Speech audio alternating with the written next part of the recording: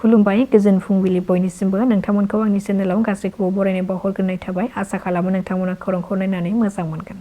क'क्राझारनि श्रीरामपुर गेटआव सिन्डिकेट सोलिनायखौ लानानै इउपिपिएल दोलोनिफ्राय गोख्रों अजद आरो बे सिन्डिकेट सोलिनायखौ लानानै बेनि हेंथायै गोख्रों राहा लानो थाखाय गसाइगाव एसटिआवनो गांसे गोसोखांलाइ गथायदों इउपिपिएल दोलोनिफ्राय। बे गोसोखांलाइ गथायनायनि अनगायैबो इउपिपिएलनि दैदेनगिरि राजकुमार नार्जारिया गोख्रों अजदनायखौ नुनो मोननाय जादों। बे गोसोखांलाइ गथायनायनि अनगायैबो इउपिपिएलनि दैदेनगिरि राजकुमार नार्जारिया गोख्रों अजदनायखौ नुनो मोननाय जादों। बिथाङा अजद होदों दि क'क्राझारनि श्रीरामपुर गेटआव दानि सोलिफु सोरखारनि समाव जा सिन्डिकेट सोलिबाय थादों बेयाव गोबां थांलाय फैलाय माल रोगाग्रा गारिफोरखौ आयेन बेरेखा खाजोना खांनाया सोलिबाय थादों। बेखौ लानानै जों गसाइगाव एसटिआवनो गांसे गोसोखांलाइ गथायदों। बे गेटआव माल रोगाग्राल' नङा, जायखिजाया दाउदै नानिफ्राय लानानै अमा बायदिसिना जायखिजाया बेसाद रोगाया मानो श्रीरामपुरनि गेटखौ बारलांब्लानो बेयाव दादागिरि रां लानाया सोलिगासिनो दङ। बे खाजोना लानाया थाबैनो बन्द जानांगौ आरो जोंनि इउपिपिएल सोरखारनि समाव बेबादि दादागिरि आयेन बेरेखा रां लानाया गैयामोन, नाथाय बिपिएफनि सोरखारा फैफिननाय लोगो लोगोनो बेबादि आयेन बेरेखा खाजोना लानाया सोलिफिनदों। बेखौ बन्द खालामनांगौनि थाखाय जों आसामनि गिबि मन्थ्रि डक्टर हिमन्त बिश्व शर्मा बिथांखौबो खावलायदों, नाथाय बे सिन्डिकेटखौ जुदि खावलायनाय बादि थाबैनो बन्द खालामाब्ला इउपिपिएल दोलोआ बेनि हेंथायै सोमावसारनो थियारि होननानैबो गोख्रों अजदखौ होदों राजकुमार नार्जारि बिथाङा। ट्रेक्टरनि गिख्रंथाव जाब्रबथायाव सासे 8 बोसोर बैसोनि उन्दै गथ'नि जिउ खहा। बे जाथाया जादों गसाइगावनि बुजिसातम मुंनि जायगायाव। मिथिनो मोननाय बादिब्ला ट्रेक्टरा दाबसे जायगानिफ्राय हा लानानै थांबाय थानाय समावनो लामायाव गेलेबाय थानाय समाव खारबाय थानाय ट्रेक्टरजों सौग्रावनानै जाब्रबथाय जानायाव सासे 8 बोसोर बैसोनि रेजान फकीर मुंनि उन्दै गथ'आ ट्रेक्टरजों होसिनजानानै जिउ गोमायो।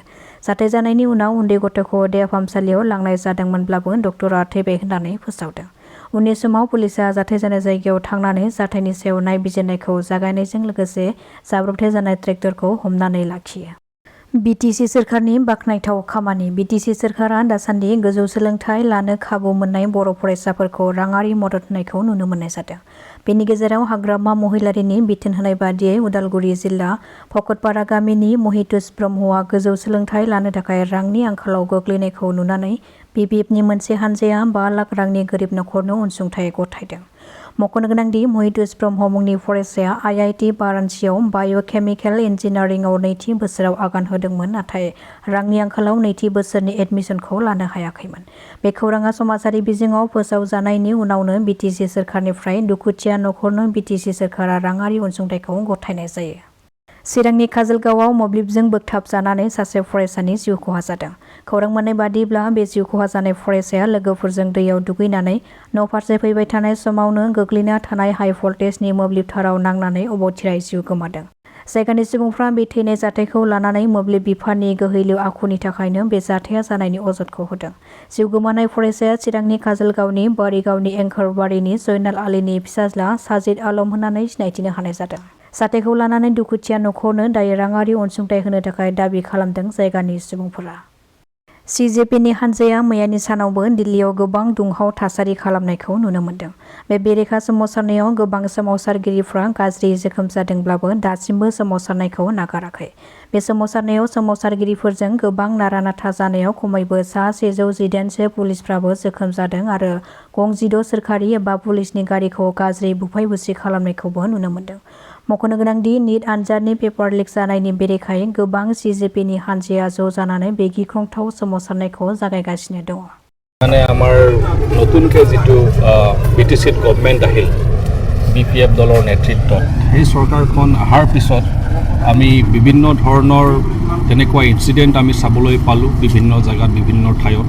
কিন্তু তাৰ লগে আকৌ আমি চাবলৈ পালোঁ যে শ্ৰীৰামপুৰ গেট, য'ত নেকি ইউপিপিএল নেতৃত্বাধীন চৰকাৰ থকাৰ সময়ত এটাও কোনো তেনেকুৱা ধৰণৰ ঘটনা ঘটা নাছিল, কোনো ইনচিডেণ্ট হোৱা নাছিল। কিন্তু এই চৰকাৰখন অহাৰ লগে লগে শ্ৰীৰামপুৰ গেটক লৈ আৰু বিশেষকৈ তেলিপাৰা যিটো টল প্লাজা, সেইটোত আমি বিভিন্ন ধৰণৰ অপ্ৰীতিকৰ ঘটনা আমি চাবলৈ পালোঁ। আৰু এটাৰ পিছত এটা ঘটনা ঘটি থাকিল আৰু নিউজ মিডিয়াত ছ'চিয়েল মিডিয়াত বহুতে আমি সকলোৱে দেখা পালোঁ যে বিভিন্ন ধৰণৰ তেনেকুৱা ধৰণৰ ইয়াত ইলিগেল বা আনলফুল যিটো কালেকশ্যন বা ডিমাণ্ড বা টকা ক্ৰয় কৰা বিভিন্ন আমাৰ ট্ৰাকছৰ পৰা আমাৰ ভেহিকেলছ যিবিলাক আমাৰ সামগ্ৰী কঢ়িয়াই লৈ আনে আমাৰ অসমলৈ, আমাৰ উত্তৰ পূৰ্বাঞ্চললৈ, তো সেই ট্ৰাকৰ পৰা ইলিগেলভাৱে অন্যায়ভাৱে তাৰ পৰা টকাবিলাক কালেকশ্যন কৰা হয় আৰু লগতে ইয়াত যিবিলাক লোকেল যিবিলাক আমাৰ ডাম্পাৰ মালিকসকল আছে তেখেতসকলে যিটো চেণ্ড গ্ৰেভেল লৈ যায় তাৰ পৰাও হিউজ ডিমাণ্ড কৰাৰ বাবে তেখেতসকলে অভাৰলোডেড লৈ যায় তো আৰু লগতে আমি চাবলৈ পালোঁ কেইদিনমান আগত যে আমাৰ যিবিলাক লোকেল আমাৰ ট্ৰেডাৰ্ছ আছে আমাৰ অঞ্চলৰে যিবিলাকে বাঁহৰ ব্যৱসায় কৰে তেখেতসকলৰ ওপৰতো এটা ডাঙৰ এটা ডিমাণ্ড আহিল আৰু ডিমাণ্ড অহাৰ পিছত তেখেতসকলেও ধৰ্ণা বা প্ৰটেষ্ট কাৰ্যসূচী গ্ৰহণ কৰিব লগা হৈ গ'ল তো এনেকুৱা ধৰণৰ বিভিন্ন এটাৰ পিছত এটা আমি ঘটনা চাই আহিলোঁ তেলিপাৰা যিটো টোল প্লাজা তাতেও আমি চালোঁ যে কি ধৰণৰ এটা অপ্ৰীতিকৰ ঘটনা হৈ গৈছিল তো এইবিলাক ঘটনা চাই আমি এইটোৱে চিন্তা কৰিলোঁ যে সঁচাকেই এই সময়টো হ'ল যে আমি এটা পদক্ষেপ ল'ব লাগিব